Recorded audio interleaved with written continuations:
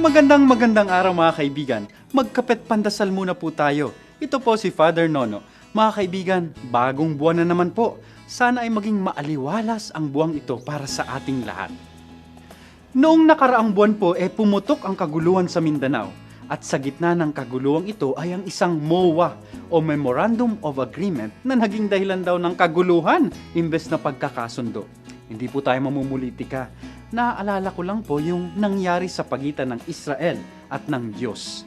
May kasunduan din o covenant ang dalawa na kinakatawan ng 10 utos o 10 commandments na binigay ng Diyos kay Moises.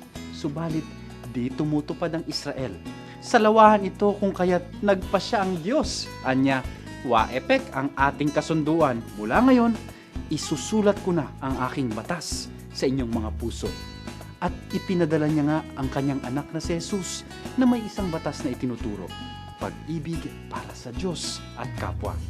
Hindi po natin sinasabing baliwalain ang mga batas. Subalit, kailangang malaman natin na hindi sapat ang batas. Tulad nga ng sinasabi ni San Pablo lagi, hindi batas ang magliligtas sa atin.